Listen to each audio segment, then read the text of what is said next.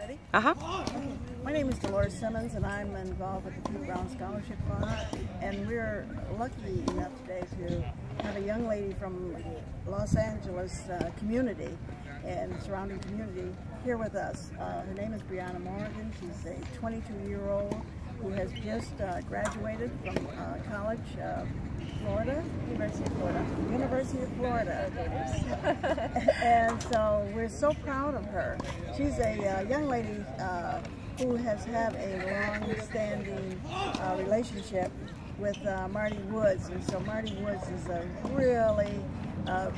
really beaming because of the accomplishments that Brianna has had all along her junior year and then on into her college year.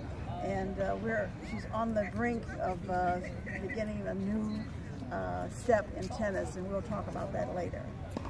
I wanted to talk to Brianna because I know that family is very important to Brianna, and have her talk about how her tennis journey and along with how the importance of the family is on this journey, starting when you're very young and then all the way up into adulthood.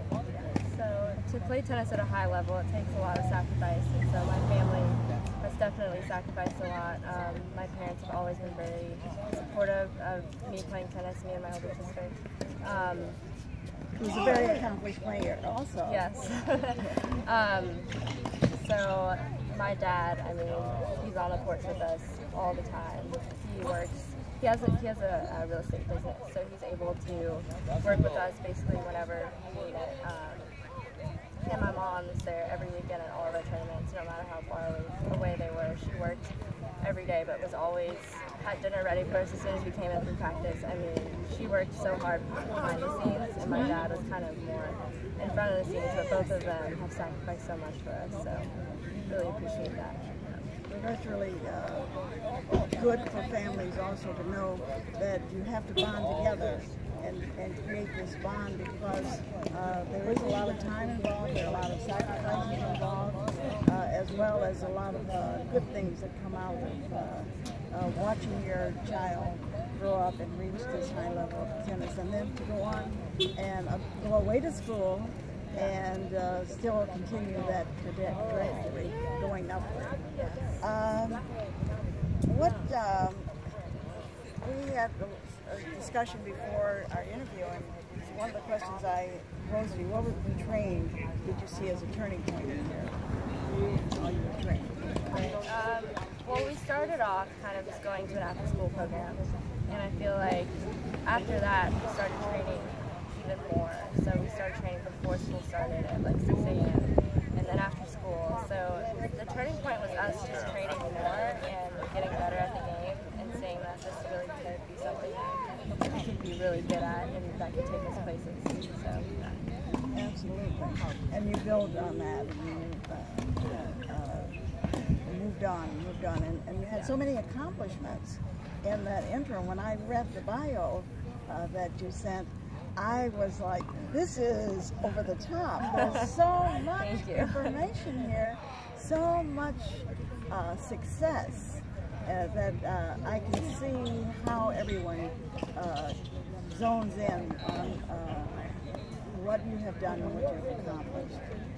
I'd like to know, how do you prepare yourself? You talked about the family and your mother having dinner ready when you're there, and that. But how do you prepare yourself to go on the court and then to maintain such a high level of play?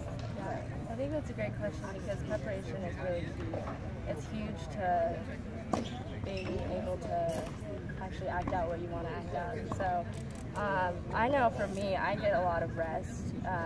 I know when to say no to things. As far as I've had 4 hours of practice today, and I'm not going to go out and be out late.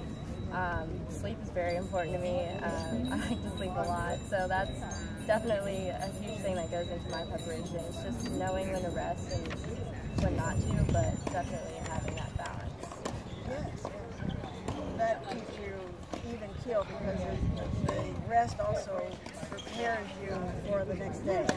It's not just for the moment, but it's an ongoing way of maintaining yourself on an even keel, getting that rest. And you talked about how you know that it's very important that you know that you need the rest. Yes. And knowing your own body and knowing what you have in front of you and learning how to gauge that.